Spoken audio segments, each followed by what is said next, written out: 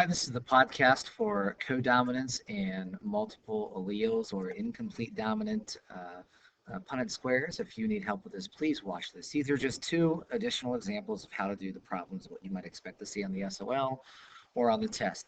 So in the first question we have, in chickens, black and white feathers are codominant. We've already established that by looking at your notes. A white chicken is crossed with a black and white chicken. Show the work. And how many chickens will be white, black and white? So we have to first establish that we have a white chicken. And of course, using your notes, we have this is going to be a black, this is going to be white, and here we have our red. Okay, so white, this is straight from your notes. So the parents are, it says up here, a white chicken and a black and white chicken. So just use your guide here to figure out what that is. And again, you have B's for black, the W's for white, and whatever the heterozygous version is, that's going to be the goat. Right? Because we're not always going to be talking about chickens, so just keep that in mind. The heterozygous version will be the goat. So we have a white chicken, WW, and we have a black and white chicken, which is BW. And what are we going to see if those two kinds of chickens are mixed? So we're going to put it square. W, W. Here, in this one, we have a BW, and this one, the B comes over, the W turns over. BW, and this one, W, W. This one, W, W. So now we got to look at ratios. So the genotypic ratios, again, are all going to be the same. All right, genotypic ratios. All right, we have two BWs, right? Two BWs.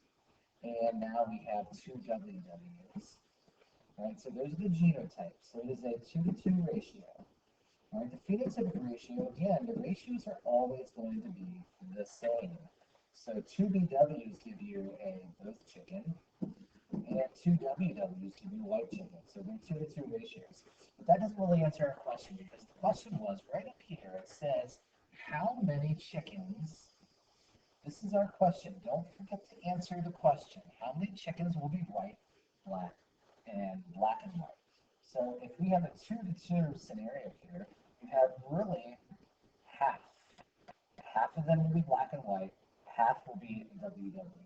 So you could say 50% or half, and 50% or half. Okay.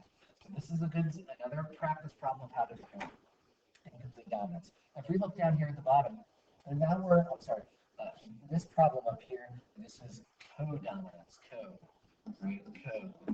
Codominance, this is incomplete dominance. So in the incomplete dominance, again,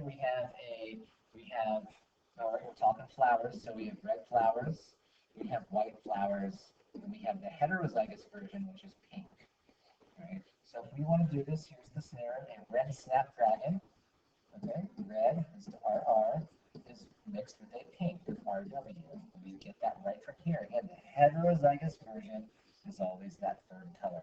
So we have red and a pink, and what are the chances of getting a pink snapdragon? Right? Show all your work. So we're going to put it square. RR, RW. Does it matter who goes on top and who goes on the side? No, it does not. Right in the middle here, each pair donates an R, each pair donates an R, one pair donates an R, one does a W, and then an R and a W. So if we look at a split here, we have two of these, and then we have two of these. So genotypically, two RRs and two RWs. So what does that give you?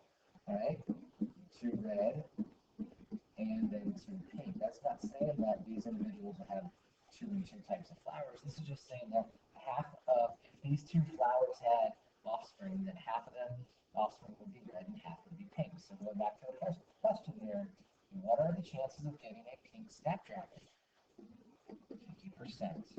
All right, 50% chance. So you see Mr. Matthews for getting help. This concludes the practice problems for incomplete dominance and codominance.